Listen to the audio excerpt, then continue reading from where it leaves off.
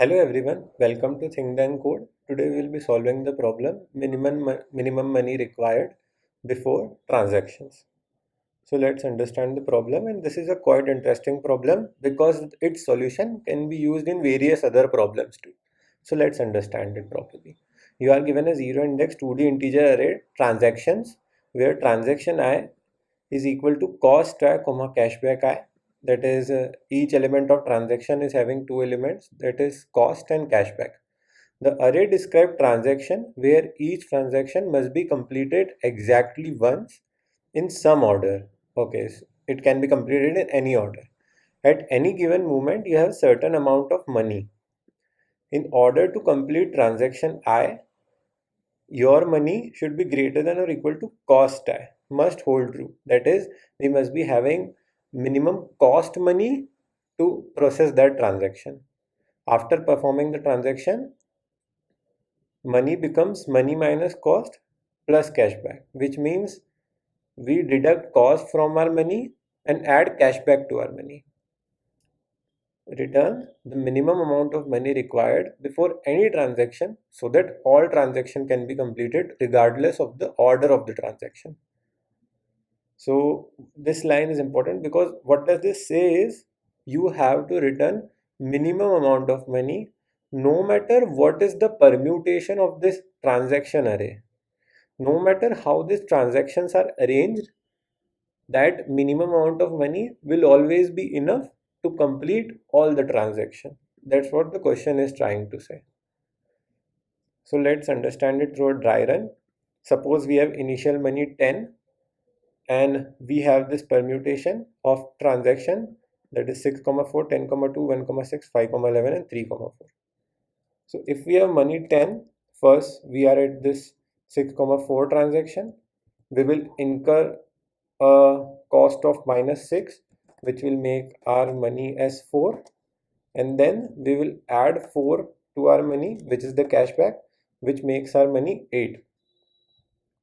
Now after that, since this 8 is less than 10, we cannot do all the operations, so we fail at this test case. But what if we have money as 15? Let's see, we have 15 money as of now. First we do the transaction of minus 6, which is incur a cost of minus 6. This gives us 9. We plus our cashback, that is 4. This gives us 13. Okay, 13 is greater than 10, which means we can perform the transaction. We do minus 10, we get 3, and we enter our cashback, so we get 5. Next is the cost of 1, which means we can also do this operation. So we incur cost of 1, which makes our money 4, and get cashback of 6, which makes our money 10. Now we have cost of 5. Since 10 is greater than or equal to 5, we can also do this. So 10 minus 5, we get our money as 5, and then after 5 we get a cashback of 11. So our total money is 16. Since 16 is greater than 3, we can do this transaction also. So 16 minus 3, it will be 16 minus 3, it will be 16 minus 3, it will be 13, and we will add our cashback, that is 1, and we will end up with the amount of 14 at the end, which means we can complete all the transactions.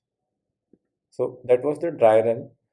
So what is the intuition to solve this problem? Now assume we are given this input. This, since this input is arranged, can be arranged in any way, so any of the permutation of this input can be arranged. So if somehow we can get the permutation which is the worst permutation, which is requiring the maximum amount of initial money, then if we have that worst permutation, we can do a binary search or we can do some operations over it to get the money which will be required to perform all the transaction of that worst permutation of this transaction array. So what is the intuition? If we have the worst transaction, we can somehow get the solution. But how can we get the worst permutation of these transactions? So to understand it, let's first see this example and understand what it is going on. Now, we are given this permutation, which was earlier I was explaining an example. Now, assume we have initial money as 0, right? Assume we have initial money as 0. So, if we have initial money as 0, we do first transaction. Now, you must have read the statement that we cannot do the transaction if we have less money, but don't think in that case right now. Just let's understand what I am trying to say. So, if we want to perform this operation, what will be, we will incur the cost of 6. So, our money will become 0 to minus 6. Okay, then we will get a cashback of 4. So, we will come here after a cashback of 4. After that, we do this operation, we need a cost of 10. So, from this point, we go down minus 10 and we get a cashback of 2 here. So the graph increases at this point. In the same way, we are performing this all operations, and in the cost, we reduce our money, and in cashback, we increase our money. So if we understand this point, what is the lowest point in this graph? This is the point. This is the lowest point of this graph, and we can term it as the minimum dip. That is the least negative value our current money went. So if we think, if we have, for example, our current money went minus 12. So if we have a sum of 12, can we perform all the transactions in it? Let's see. Now assume we have 12 initial money. So first we will incur a cost of 6, which we will have 6. Then we will take 4 cashback, which we have 10. Now we will do 10 as a cost. We answer as 0. We get 2 as a cashback. Now we have 2 money. We incur 1 as a cost.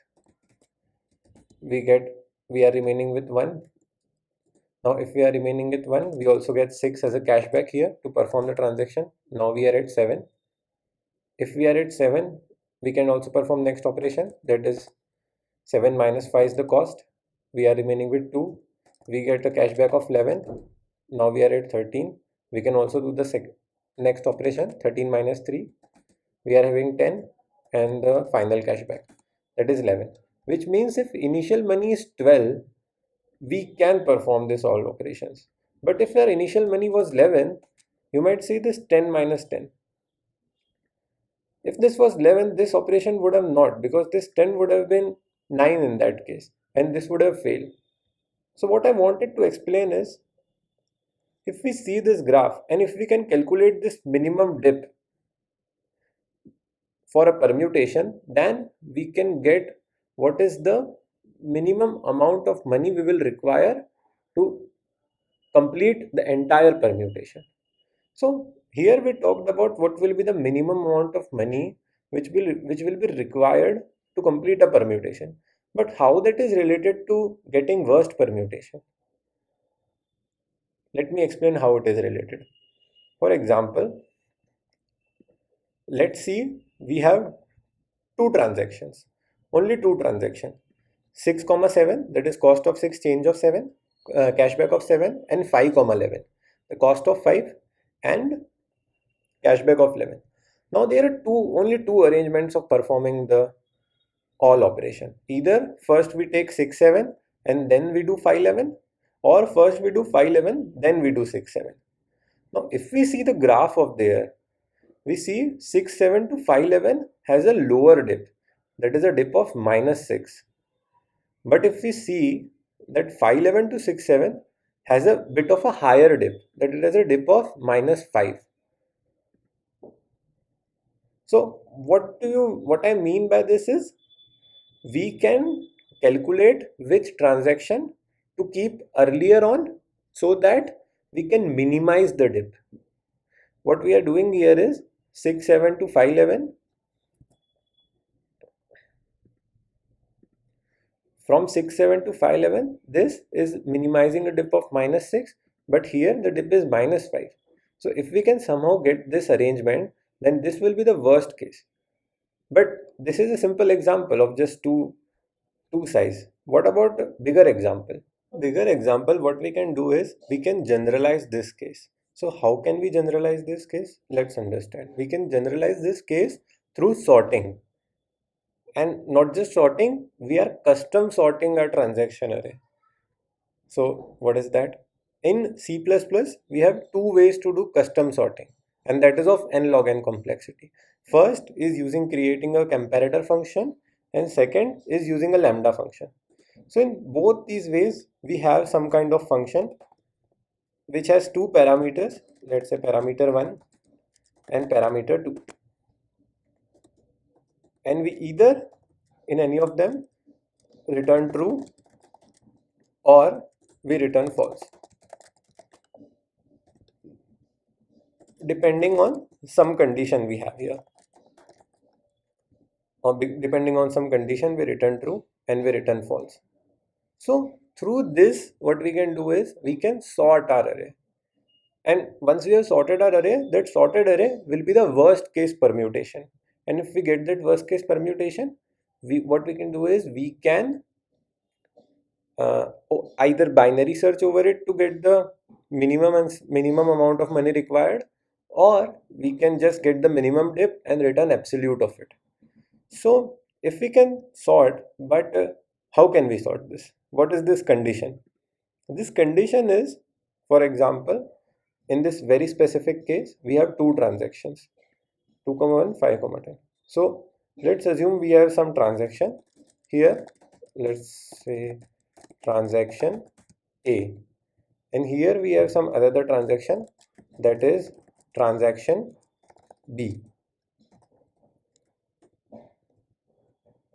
So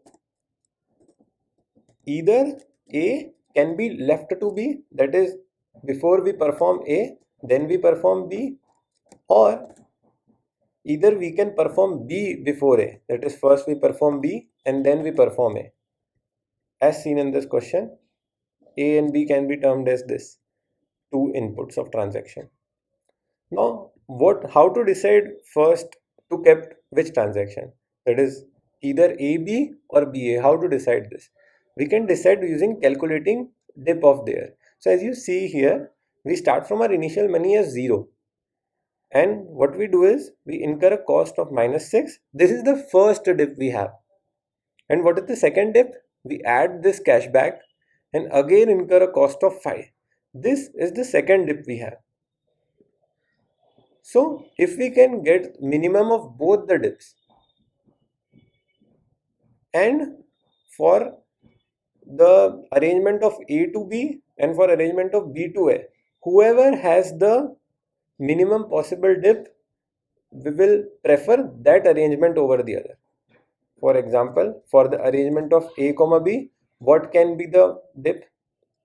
The dip can be minimum of A of cost, that is we are considering the cost of 6, so we went from 0 to down here. And how come minus A of cost? And how we can get the second dip? We can get second dip by minus A of cost, that is going down this side, then plus we do a cashback, because since we have performed this operation we will get cashback also, and minus B of cost, that is from 0 to down, that is A of cost, increase A of cashback, and then again down, that is B of cost. So this is the dip if we perform A to B. And if we perform B to A, what will be the dip? It will be the same, just replacing A and B. So it will be the minimum of minus B of cost, that is going from 0 to down, and the second dip would be minus B of cost plus B of cashback, because we have performed that transaction, and minus A of cost, because now we are performing A. So through this we can get this second dip here. And whichever dip is smaller, for example, if we get this dip as -12 and if we get this dip as a -10, then we'll prefer the arrangement of AB. That is, the transaction A will come before transaction B in our sorted array. I hope this is very clear to you. If it's not, please do comment to ask your questions. I have also created a LeetCode post about it, so you can find it in the description below. Now, since we have our worst case permutation, we can just do a binary search over it, or we can get the minimum dip and return absolute of it. So let's see the code how we are doing it. This is the binary search solution. These are the two options we have. And this is the part where we are sorting our array. This is done using lambda function. This is the first option from A to B. This is the same which I told you on the earlier side. This is the option 2, that is B to A. If the options are not equal, we return option 1 less than option 2. That is, the transaction A should come first only if option 1 is smaller than option 2. Otherwise, it should be BA. And if both of them are same, what if both of them are same? So if both of them are same, what we do is we have to place that transaction before which is having higher cost, so that it can be more challenging to complete that transaction. So that's what we have done. A of 0 should be greater than B of 0. And now the classic binary search starts. This is the left, this is the right, the answer which will creep, and this is mid.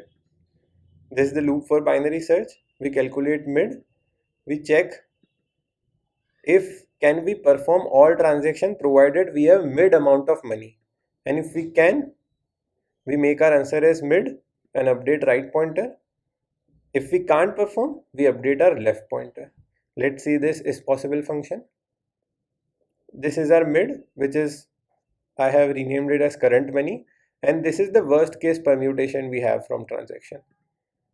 We just simulate what was asked in the question. We consider all transactions.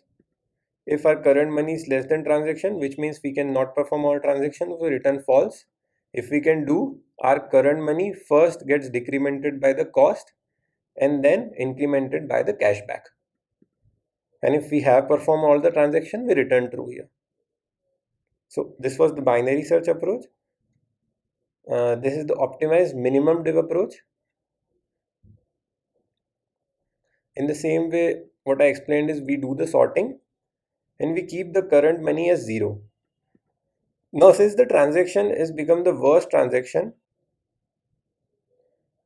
in the same way as in the permutation, we calculate this minimum dip, which we saw in this example.